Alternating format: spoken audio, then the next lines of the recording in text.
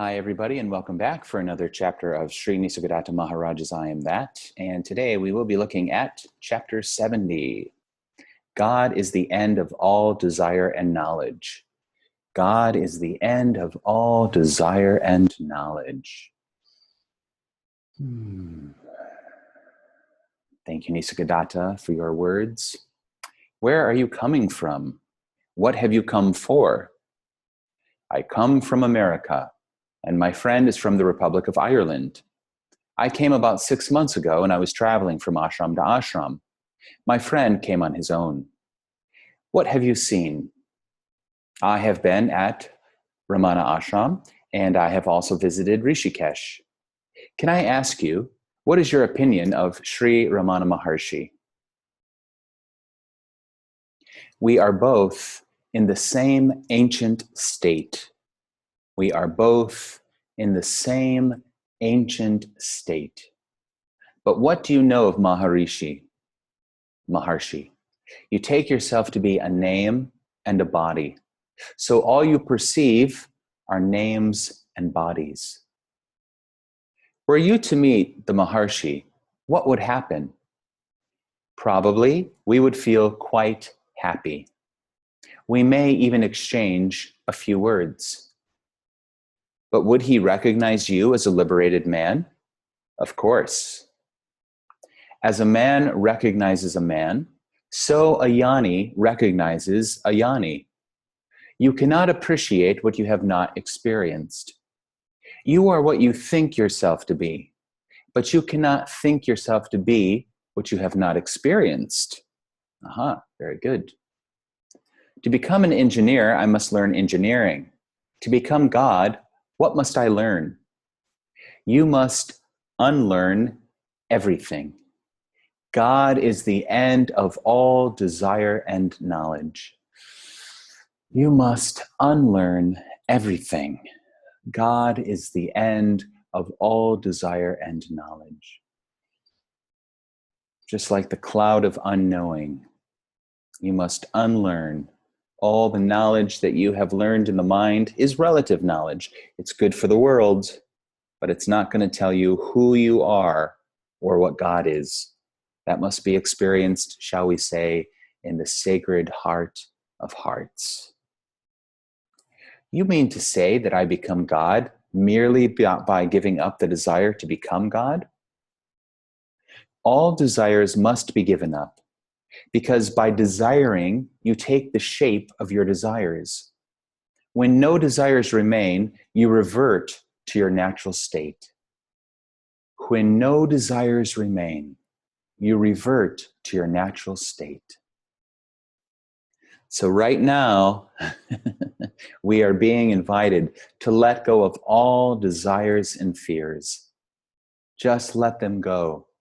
Let go of all self-concern for this small, imaginary, conceptual self-image that you have. And if you let go of this and just rest in the heart, reality will come to you. God will come to you and reveal himself to you. Ask and you shall receive. How do I come to know that I have achieved perfection? You cannot know perfection. You can know only imperfection. For knowledge to be, there must be separation and disharmony. Very important. For knowledge to be, I know this, that's separation. There must be separation, and therefore, if there is separation, there is automatically disharmony. You can know what you are not, but you cannot know your real being. You can be only what you are. You can be only what you are. You can be only what you are. The entire approach is through understanding, which is in the seeing of the false as false. But to understand, you must observe from outside. The Vedantic concept of Maya, illusion, applies to the manifested. Therefore, our knowledge of the manifested is unreliable. but we should be able to trust our knowledge of the unmanifested? There can be no knowledge of the unmanifested. The potential is unknowable. The potential is unknowable. Only the actual can be known. Why should the knower remain unknown? The knower knows the known. The knower knows the known. Do you know the knower? Who or what is the knower of the knower? You want to know the unmanifested. Can you say you know the manifested? I know things and ideas and their relations. It is the sum total of all my experiences. All? Well, all actual experiences. I admit I cannot know what did not happen. If the manifested is the sum total of all actual experiences, including their experiencers, how much of the total do you know? A very small part indeed. And what is the little you know? Some sensory experiences as related to myself. Not even that. You only know that you react. You only know that you react to life, to the manifest, to that which is outside of you. Who reacts and to what you do not know. You know on contact that you exist. I am. I am. I am. The I am this, I am that are imaginary. I am this, I am that are imaginary. There's nothing that you can point to and say, I am that. I am this. It's all imaginary and therefore false, untrue, unreal. Only I am is true. And even I am, later on, Nisargadatta says, even that is a fraud. When you really go prior, all the way back to the absolute supreme, you realize you are outside of all of it. All of it. You have never been a separate self. You have never been a person. You have always been the source, the supreme, Parabrahman. I love this image. Nisargadatta says it's like you have a telescope and you're outside of it all and you're looking through the telescope and the world, everything manifest, all consciousness is at the other side of this telescope. And you have never been in that world. You have always been outside and beyond, simply looking through some device, or as Nisargadatta says, the hole in the paper. The hole is in the paper, and yet it's not of the paper. So you are in the world, but not of the world. But ultimately, you're not even in this imaginary dream. It's not happening. Nothing is happening. Nothing is. I know the manifested because I participate in it. I admit my part in it is very small, yet it is as real as the totality of it. And what is more important, I give it meaning. Without me, the world is dark and silent. A firefly illumining the world, a small little firefly illuminating the world. You do not give meaning to the world. You find it. You find meaning. Dive deep into yourself. Dive deep into yourself. Dive deep into your heart. And find the source from where all meaning flows. Find the source. Ultimately, it must be you. You are the source. You alone exist as the absolute supreme reality. Surely, it is not the superficial mind that can give meaning. What makes me limited and superficial? The totality is open, the open secret. It's open and available, but you will not take it. You are attached to the little person you think yourself to be. You are attached, dependent upon this little imaginary, conceptual person you think yourself to be, you imagine yourself to be. Your desires are narrow. Your ambitions, your ambitions petty. I'm laughing at myself, actually, of course. After all, without a center of perception, where would be the manifested? Unperceived, the manifested is as good as the unmanifested. And you are the perceiving point, the non-dimensional source of all dimensions. Know yourself as the total. God is the totality of consciousness. You are the absolute. How can a point contain a universe? There is enough space in a point for an infinity of universes. There is no lack of capacity. Self-limitation is the only problem. Self-limitation, self-contraction, fear is the only problem. But you cannot run away from yourself. However far you go, you stay with yourself. You come back to yourself and to the need of understanding this point, which is as nothing and yet the source of everything. The source of everything. I came to India in search of a yoga teacher. I am still in search. What kind of yoga do you want to practice? The yoga of getting or the yoga of giving up? Great question.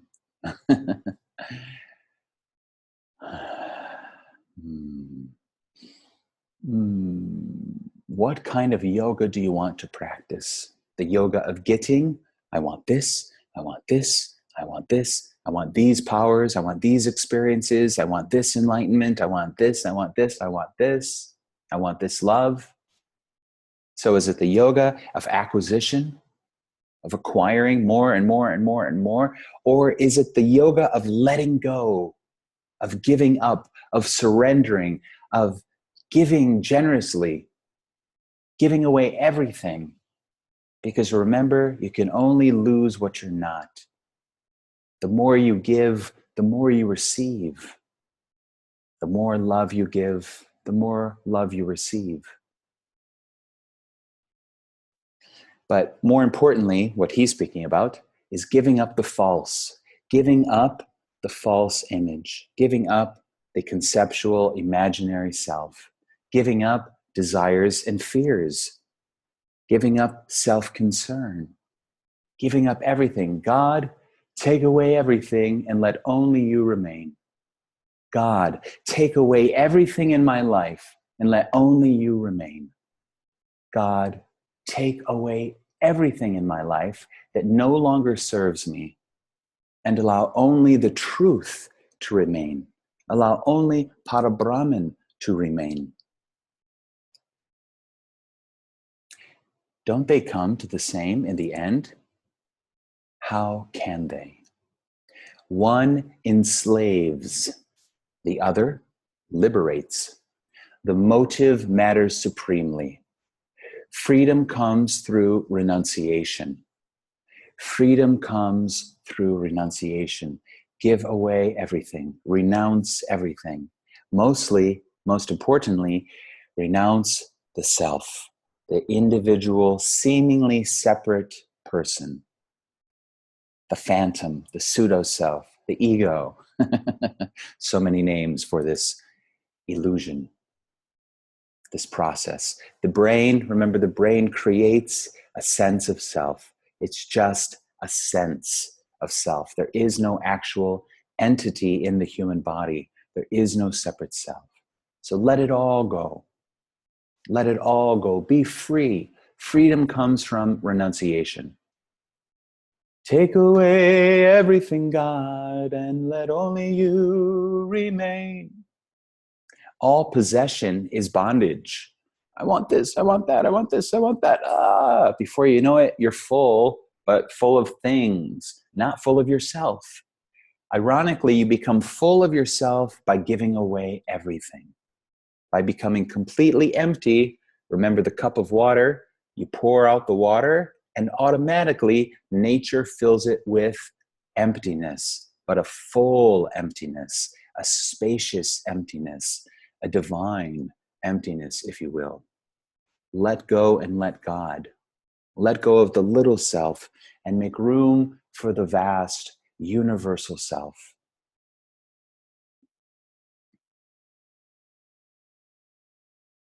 What I have the strength and the courage to hold on to, why should I give up? And if I have not the strength, how can I give up? I do not understand this need of giving up. When I want something, why should I not pursue it? Renunciation is for the weak. If you do not have the wisdom and the strength to give up, just look at your possessions. Just look at them.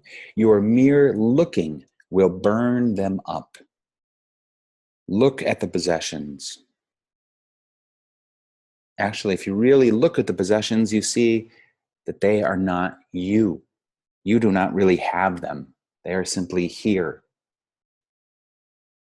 If you can stand outside your mind, you will soon find that total renunciation of possessions and desires is the most obviously reasonable thing to do. If you can stand outside your mind, you can do it now. Just silently stand outside your mind. You will soon find that the total renunciation of possessions and desires and fears is the most obviously reasonable thing to do. It just makes sense. That wisdom will dawn upon you. Why would I want to hold on to that which I am not?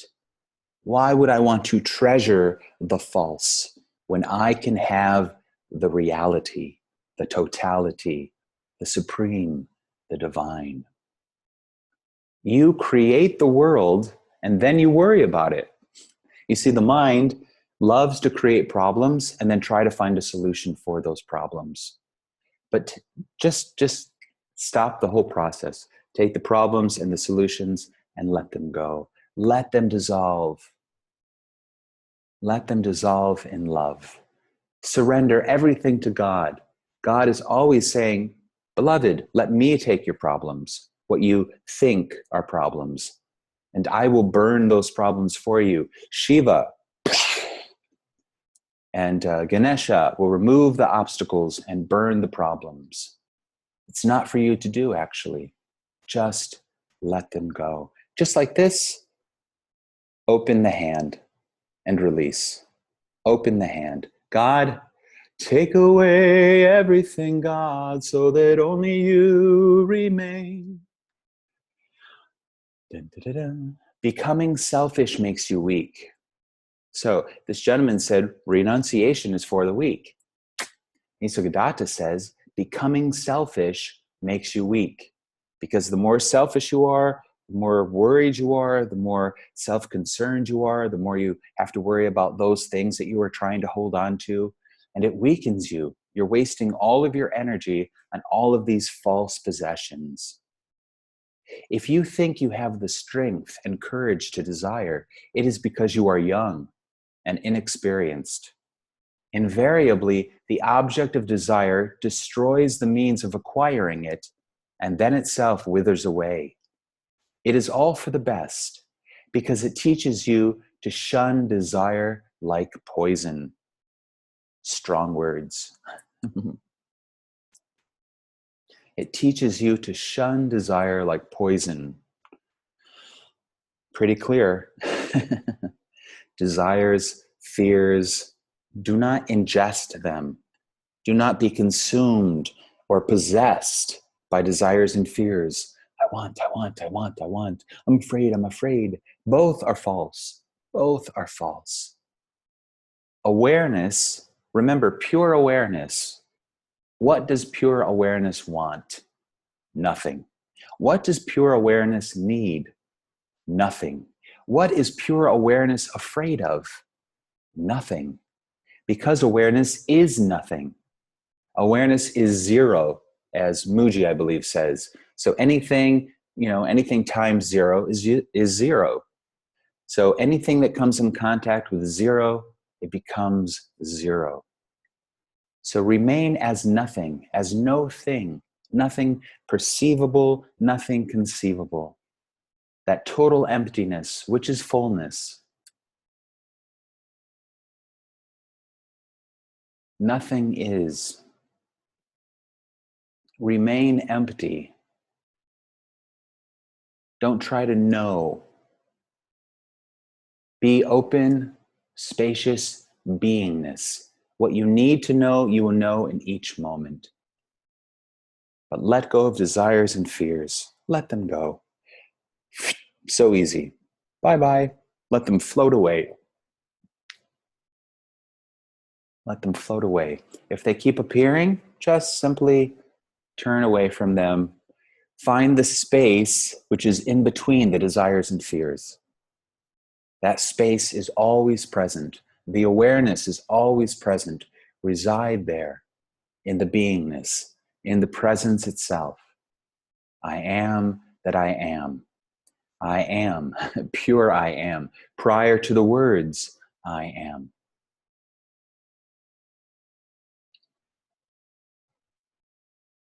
How am I to practice desirelessness? No need of practice. No need of any acts of renunciation. Just turn your mind away. That is all. Desire is merely the fixation of the mind on an idea. Get it out of its groove by denying it attention. So when he mentions groove, it makes me think of neural pathways, right? We know now that we can recondition the conditioning. We can reprogram our brains and our minds. This is what mantra is for, japa, repetition of the name, all of these things, kirtan, bhajans, they're all helping us to redefine the neural pathways in the brain. And it's not done through force, it's done out of love. Om Namah Shivaya Gurave Sachirananda Murtaye Nishprapanchaya Shantaya Niralambaya Tejase Om. You can always come back to mantra, to love, to awareness, to presence, to being. And the more you do this, actually, this is one of the reasons I'm reading this book, I Am That. Because reading the words of Nisargadatta, contemplating the words, is reconditioning the neural pathways in my brain.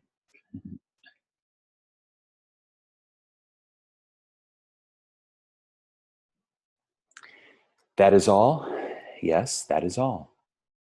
Whatever may be the desire or fear, don't dwell upon it. Simple words, simple words. Desire, fear, here they are. Just see them. Just see them. Some desires and fears are so huge. How can you not see them? Yes, they feel like they're possessing you or consuming you. Just see them, though, and don't dwell upon them. Even if they're very large, your awareness, your spacious nature is larger than any desire and fear.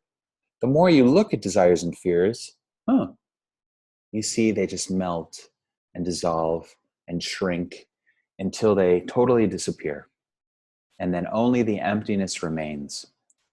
Try and see for yourself. Here and there you may forget. It doesn't matter. Don't worry about it. This is not about trying to be perfect. Go back to your attempts. till the brushing away of every desire and fear, of every reaction becomes automatic. Becomes automatic. It will become automatic. You will train your mind, if you want to say it that way, that when every desire and fear comes up, you simply brush them away. You turn attention away from the desires and fears, and you allow the awareness to reside in the heart of love, the heart of pure presence. I am. I am. This thing I'm desiring, do I really need it? No. This thing I'm afraid of, can it actually hurt me? No. So both of these desires and fears are empty. They are totally empty.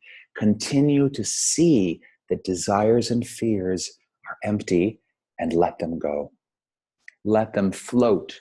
No need to judge them.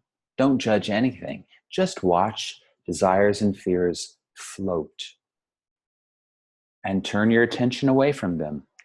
As if there were a radio playing in the other room. You know it's there, but you simply are bringing attention back to the present moment.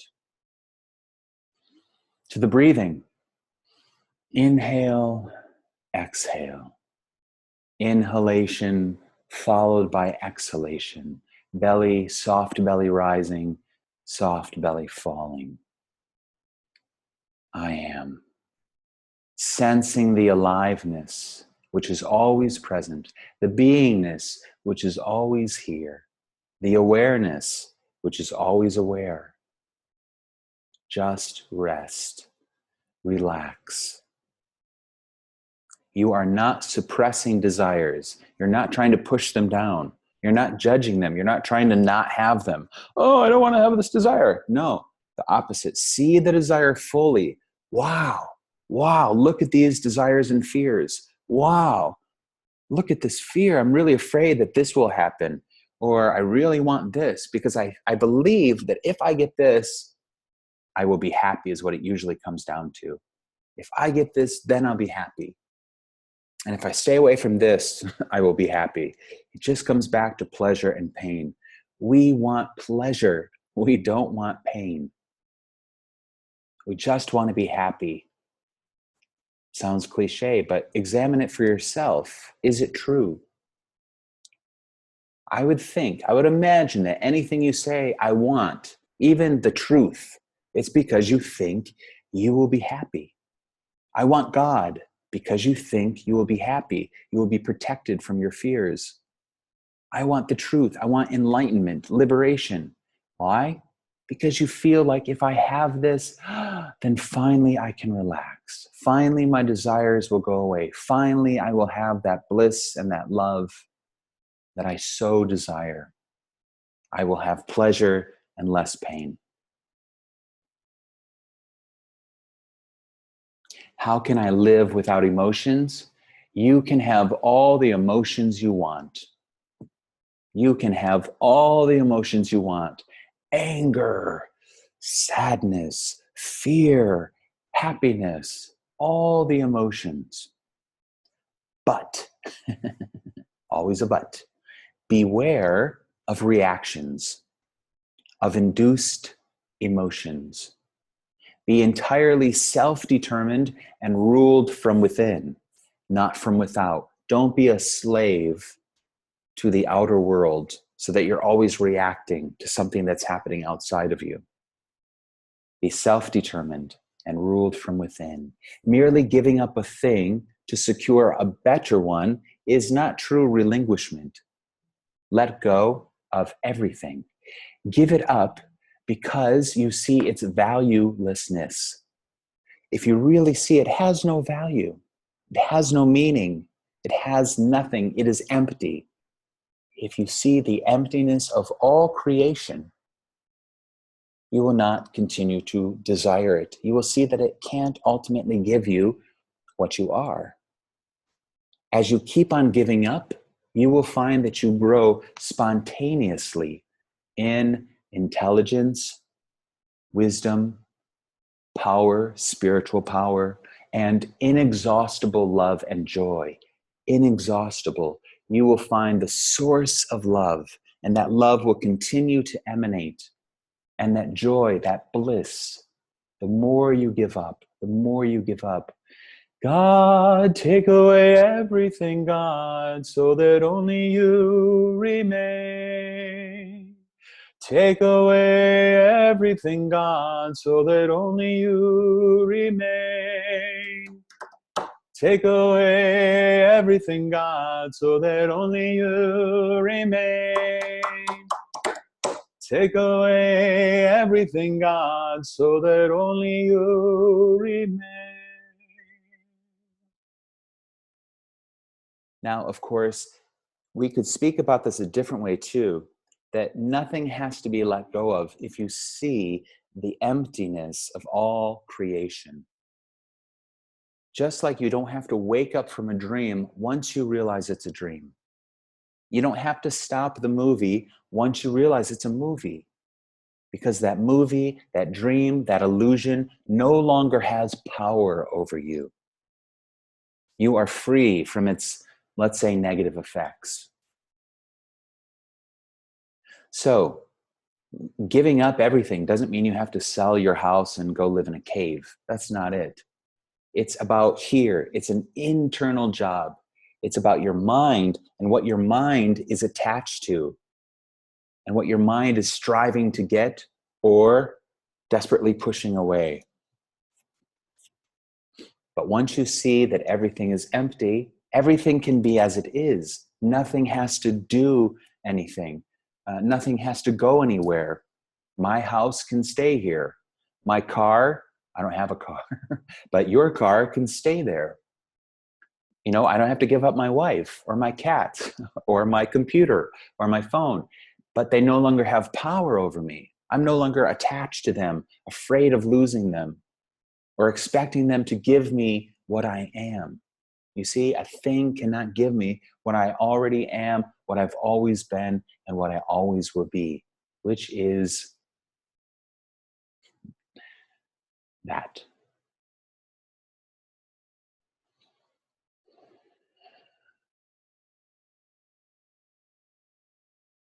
Take away everything, God, so that only you remains. Now remember, Nisargadatta says that God is the totality of consciousness.